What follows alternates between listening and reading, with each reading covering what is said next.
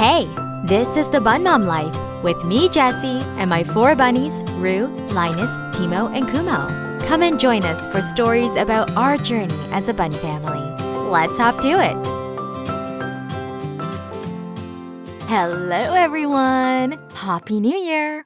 I know, it's already February, but we didn't say it yet on this podcast. So Happy New Year to you. Happy Lunar New Year to those who celebrate. And welcome back to the Bunmom Life. It is 2025, and we are so excited for the podcast for this year. We have many episodes lined up for you, and we are so excited. We hope your holiday season was filled with a lot of love, laughter, maybe even some bunny-shaped joy. We had a jam-packed, love-filled joy explosion of a holiday season. And while I'm honestly still recovering and feeling like I needed the whole month to recharge, it was absolutely worth it. It was unforgettable in the best way possible.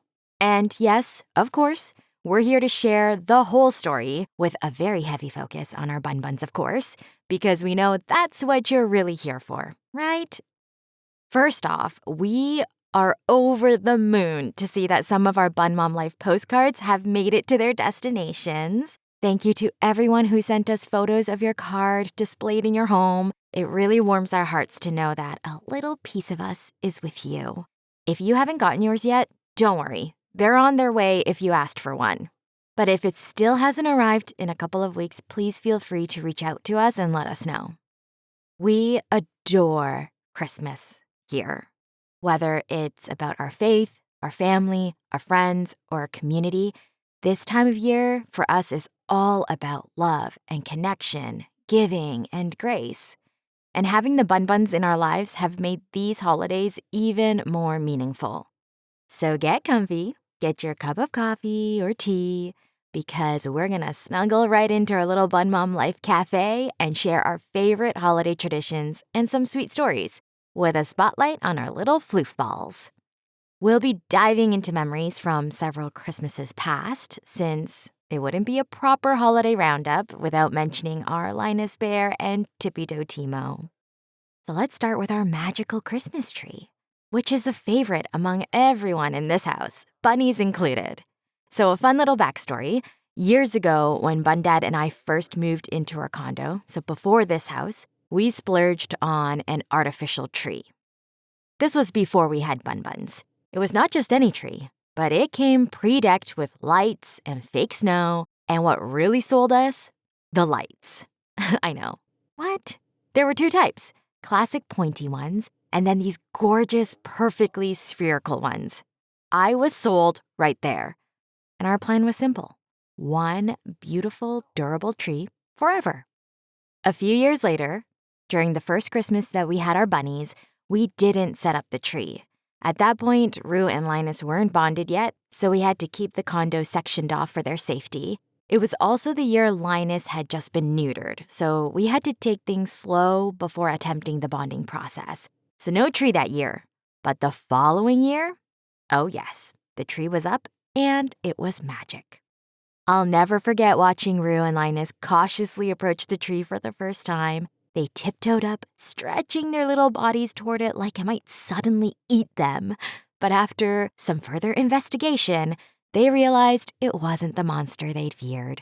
And from that moment on, they were smitten. And Linus? Oh my goodness. Linus and that tree were major besties. We still call it the Linus Tree. Every day, he did zoomies around it. He binkied under it, he napped there, he snuggled up with Rue under there. It was his happy place. If he could have, he would have fully moved in under that tree and lived there forever. And Rue, she still adores the tree to this day. She has spent countless cozy moments napping under its twinkling lights and all the ornaments, whether it's by herself or with Kumo. When Timo joined our family, we sadly couldn't set up the tree that year. We had to divide the condo for him and for Rue's space, and our big tree just wouldn't fit. But I always wonder how Timo would have reacted. Knowing him, he would have launched himself at that tree, scaling it like a wild adventurer, and then, I'm sure, he would have taken a glorious leap from the top. That's just so Timo. One day we'll know. This past Christmas was the first time we set up the tree again after we lost Linus, after we lost Timo. So it was bittersweet. Our hearts swelled with joy, but also ached with the memories of our beloved bun babies. We were excited for Rue to enjoy it once again and for Kumo to see it for the first time. And let me tell you, from the stories and the reels that you've seen, they are obsessed with it. It's their favorite spot to nap, to flop, and to snuggle. We joke about keeping it up year-round, but we do want to save the tree for the holiday season. So we're on the hunt for something else that'll bring joy to the bunbuns all year. Now you might be wondering, how do the bunnies not chew the tree? We get asked this question a lot. Honestly, I'm not sure. It's like we've just lucked out with all 4 of our bunnies. They're picky little creatures. They are very particular with the things they like to chew. So they leave the tree, they leave our furniture completely untouched. They must just love the ambiance of it. And I know that's not the norm, so I always think we got really lucky with our bunnies. It could be that because they have so much space in this home and different floors to run on that they're constantly being stimulated and their brains are enriched, so they never feel bored or feel like getting up to no good. I don't know, that's one of my hypotheses. From the point of this recording, which means the start of February, we still haven't taken the tree down. But soon. It's time. We're thinking probably this week or the next maybe, and we're going to see what we can put in its place. Stay tuned. Another holiday favorite in our home is a super soft Christmas blanket, a gift that was given to us from one of our very dear friends. It's become the bunbuns' go-to snuggle spot, other than the tree, especially after a long day of exploring. Isn't it cute and amazing how bunnies just know where the comfiest spots are? Bundad and I had lots of cozy moments too, especially this year, since it was the first time we had a TV to watch Christmas movies on. There's something so comforting about curling up on the couch with the bunbuns nestled at our feet and watching those warm, feel-good movies. We don't usually do a lot of TV time in this house, but Christmas movies, they're non-negotiable. Fun fact, I'm not really a TV person. I very rarely watch TV shows. The last show I watched regularly was The Office, many years ago. I much prefer reading books. Okay, let's talk about the Advent calendar. I'll admit it, I get way too excited every year about the fact that the bunnies get their own Advent calendar. I know it's a little excessive, but it brings me so much joy. There's something about that daily moment of discovery, finding the little treat for the bunnies, and I don't know what's in any of the boxes either, so it's so much fun for me. The excitement is just palpable every morning, exuding from me, from the bunbuns. Bundad's excitement is a little more tamed, I would say. This year, we set up the Advent calendar on our media unit table, and it didn't take long for Rue and Kumo to catch on. Every morning after breakfast, they'd be waiting, ready for their treats. And once they heard the sound of that box being opened and the tissue paper inside rustling, they'd go wild, running circles around my feet, standing on their little thumpers, hoping for a treat sooner. Cutest thing ever. We've had an Advent calendar nearly every year with our bunnies, from Rue and Linus to Rue and Timo, and now Rue and Kumo. It's a tradition we love, even if it means a few extra Treatos. But we're careful not to go overboard. We do split the treats up if they're big ones and let them have it over the course of several days, which means that the Advent calendar does last a little bit longer than just the Christmas season because there's so many extra treats left over.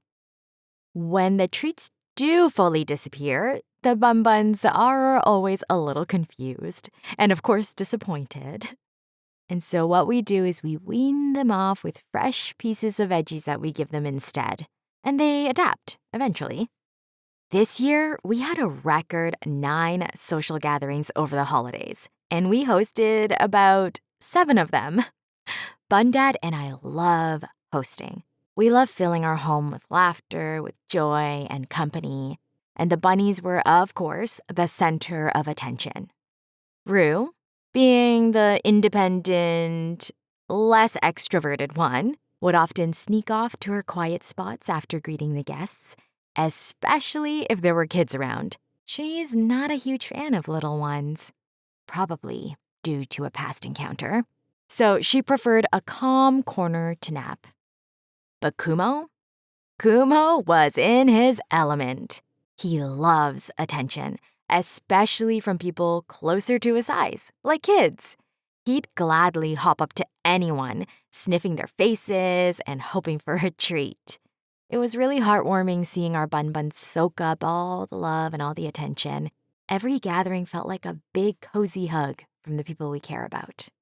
Some very special people even gifted the bunbuns presents. Grand Bunma made a beautiful bunny bed for Rue and Kumo because, one bed just wasn't big enough for both of them. Grand Bunma actually makes bun beds for every single one of our bunnies. And when Rue and Kumo started to snuggle together, she realized, wait, the bun bed is too small for both of them to be on it at the same time. So for Christmas, she made them an extra large one, which is super cute. It really warms my heart to see how much my parents embrace our fur babies and understand how much they mean to us, and therefore they choose to also love them so much. This love and affection coming from parents who we know would much prefer us to have human children, it just means the world to me. It means the world to Bundad too. And a huge thank you to my very dear, very close friend, Olga, who, if you're listening, we love you. She's always the most thoughtful gift giver. That's her big love language. And she bought a bunch of chew toys for the bunbuns this year. Gifts for our bunnies? That's just friendship at a whole other level. We love you, Olga. Well, folks, that's a wrap on our holiday episode, and I do want to apologize for the delay. It took a little while to get back into the swing of things after all the holiday madness. But thank you so much, as always, for tuning in, whether you're a longtime listener, joining us in our Bunmom Cafe, or you're a new friend. We're so grateful to have you in our little Bunmom Life community. Have a wonderful day or evening wherever you are in this beautiful world. And remember that you are always loved and cherished. Our bunbuns send you lots of boops. Bye.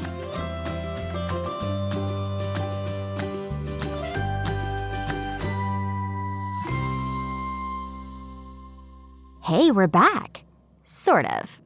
Just popping in to say a friendly reminder that we are not licensed professionals here on the Bunmom Life podcast. Everything that we've shared is just our own personal stories and experiences. So if you have any questions or concerns or need any advice about your bunny, please do consult a professional or an exotic vet.